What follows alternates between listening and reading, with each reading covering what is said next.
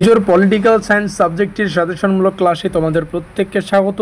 Major political science সিলেবাসের title political process in India. আর এই সিলেবাসের প্রত্যেকটা অধ্যায় থেকে আমরা আলাদা আলাদা করে 5 এবং 10 নম্বরের জন্য অত্যন্ত গুরুত্বপূর্ণ প্রশ্নাবলীর লিস্ট তোমাদের সামনে শেয়ার করব।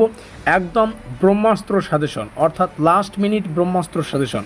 লাস্ট মিনিট ব্রহ্মাস্ত্র সাজেশন বলতে বোঝায় অতি অল্প কয়েকটি প্রশ্ন পড়ে, অর্থাৎ প্রত্যেকটা প্রশ্ন ইম্পর্টেন্ট থাকবে কিন্তু প্রশ্ন সংখ্যা লিমিটেড থাকবে। আর এই লিমিটেড প্রশ্ন পড়ে পরীক্ষায় 100তে 100% কমন পাওয়ার নামই হচ্ছে ব্রহ্মাস্ত্র সাজেশন। তোমরা এই রকম সাজেশন বা এই টাইপের সাজেশন শুধুমাত্র আমাদের চ্যানেল মারফত পেতে পারবে স্টাডি কেয়ার ডাব্লিউবি। অবশ্যই সাবস্ক্রাইব করে দিয়ে আমাদের পাশে থাকবে। পরবর্তী ক্লাসের বা পরবর্তী সেমিস্টারের বা যে কোনো সাজেশনমূলক ক্লাস বা নোটপত্রের জন্য সাবস্ক্রাইব করা বাধ্যতামূলক। এবার চলো মূল পয়েন্টে চলে আসি। মেন কথা দেখো, যে সমস্ত ছাত্রছাত্রীরা সম্পূর্ণ সেমিস্টারে সঠিকভাবে পড়াশোনা করতে পারোনি, কোনো কারণবশত সিলেবাস কি কোনো কিছু জানো না, তাদের জন্য এই সাজেশনটা কার্যকরী।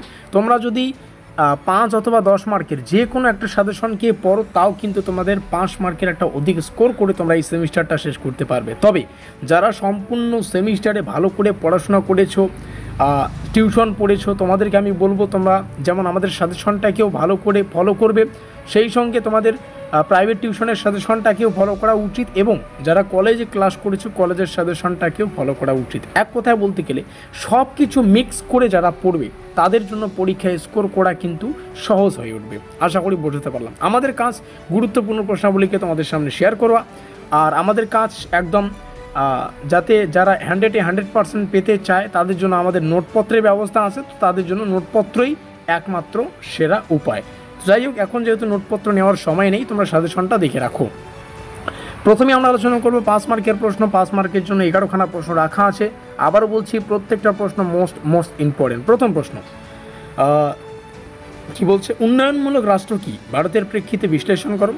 কল্যাণ রাষ্ট্রের ধারণা ও ভারতের কল্যাণমূলক ভূমিকা আলোচনা করো। দেখো, প্রত্যেকটা প্রশ্ন বাংলা এবং ইংলিশ উভয় ভাষাতেই কিন্তু এখানে আমরা উপস্থাপন করেছি, যাতে করে তোমাদের বোঝার ক্ষমতাটা দ্বিগুণ হয়। আমরা এভাবে 11খানা প্রশ্নকে রেখেছি। প্রত্যেকটা প্রশ্ন তোমাদের সামনে শেয়ার করলাম। ভোট ব্যবহারের উপর জাতি, ধর্ম, লিঙ্গের প্রভাব, জাতীয় সংহতির ধারণা আলোচনা করো। ভাষাভিত্তিক আন্দোলন ও 1956 সালের রাজ্য পুনর্গঠন আইন ব্যাখ্যা করো। এইভাবে 11খানা প্রশ্ন তোমরা পেয়ে যাবে। প্রত্যেকটা অধ্যায় থেকে আলাদা আলাদা করে প্রশ্ন রাখা আছে। এবার 10 মার্কের জন্য দেখো, একদম লিমিটেড সাজেশন, মাত্র 8খানা প্রশ্নকে রাখা আছে। প্রথম প্রশ্নটা কি আছে, স্বাধীনতার পর ভারতীয় রাষ্ট্রের উন্নয়নমূলক এবং কল্যাণমূলক ভূমিকার পরিবর্তন বিশ্লেষণ করো। এভাবে প্রত্যেকটা প্রশ্ন যেমন বাংলা ইংলিশ দুটো ভাষাতেই পেয়ে যাবে।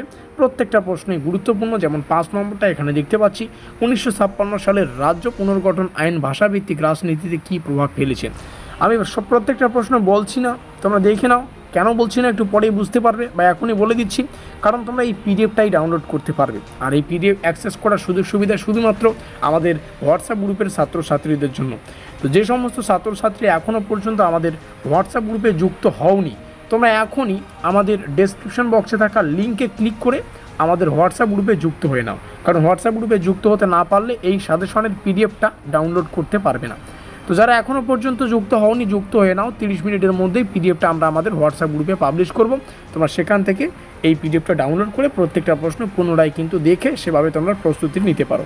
আশা করি বোঝাতে পারলাম। তোমাদের পরীক্ষা অবশ্যই খুব ভালো হবে, সেই আশা এবং আমাদের বিশ্বাস, এবং এটাই হচ্ছে আমাদের প্রতিশ্রুতি। তো মিলতে হয় পরের কোনো সাজেশনমূলক ক্লাসে।